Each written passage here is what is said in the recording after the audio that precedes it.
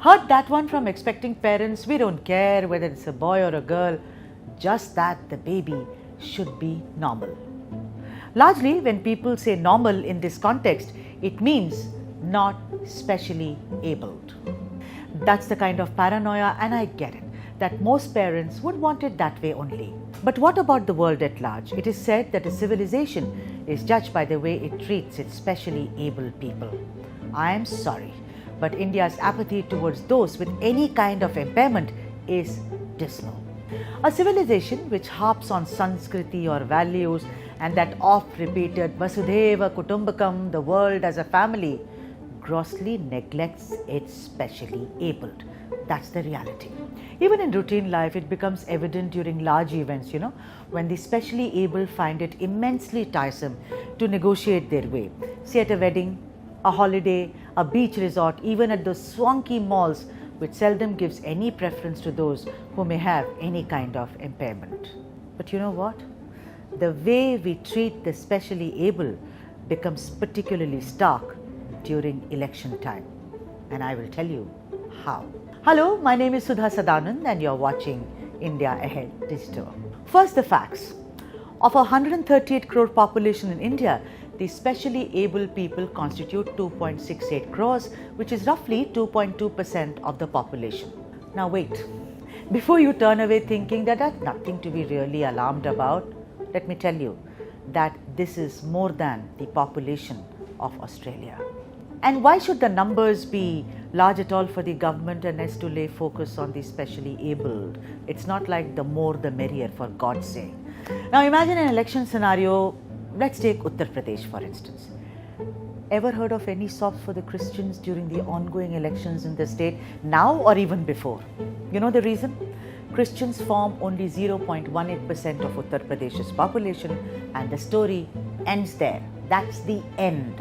But my focus today is the manner in which the specially abled were treated while exercising their franchise during the urban local body polls in Tamil Nadu, which were conducted in a single phase on 19th of February. And yes, the Dravida Munnetra Kazhagam or DMK swept the polls, and congratulations are in order. But here, it's about how the specially abled were treated, and yet again, it is about the numbers. Of the 6.79 crores population in Tamil Nadu, the specially able constitute around 16,42,497, which is 1.6%, and that's where the story begins and ends. Under its rules and notification, the State Election Commission, which is answerable to the governor of a state, the following is supposedly mandatory to assist the specially able during elections. Assured minimum facilities that will be made available at polling booths are signage, help desk, polling booth at ground floor, obstacle-free wide level pathway from entrance to the voting compartment, ramps as per GOI standards, accessible toilets, drinking water, separate entry, exit, lighting, accessible furniture, braille ballot and adjustable braille embossed EVMs, wheelchairs, booth volunteers and display of accessible posters on information pertaining to voting. Wait, there is more. Free transport facility shall also be made available to all persons with disabilities in local public transport system. Dedicated parking system for vehicles of voters with disabilities. Priority entry is provided to voters who have disabilities and those with reduced mobility, physical functions without having to wait in a queue at polling booths. Rules and rules that were clearly broken with impunity in Chennai during the recently concluded local body polls. Many reports of how traffic obstructed those in wheelchairs approaching a booth. A visually impaired professor from East Tambaram lamented his fate even as he didn't have access to the voting sheet in Braille, which is mandatory.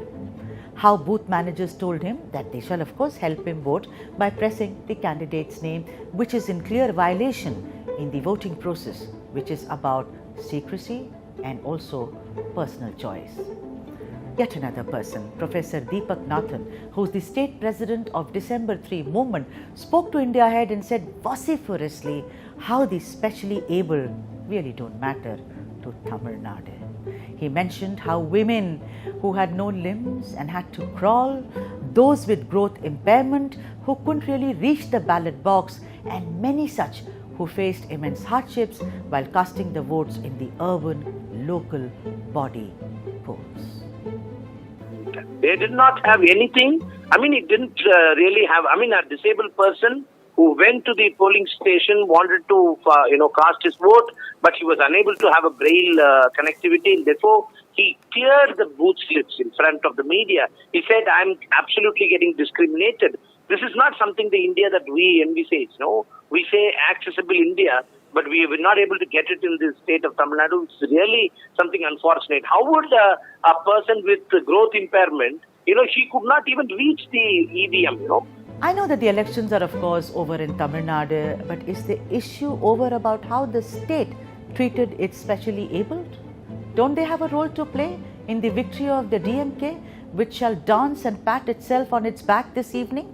Is it time for the DMK to remind itself that its ideology is built around Swayam Maryade or self-respect, an ideology which is supposed to recognize every marginalized community regardless of caste, creed or religion? It was so heartwarming when the Chennai Municipal Corporation decided to open the Marina Beach in Chennai to those who may have never felt the waves lash against their feet. You know what the feeling is. Well, in December of 2021, the specially abled could actually go close to the sea after a special pathway was created for them. That gesture done, and I would imagine lip service, as it was long overdue, to throw the specially abled on roads choked with traffic on a day when they were out to exercise their democratic right of voting during the local body polls is, according to me, nothing short of a crime.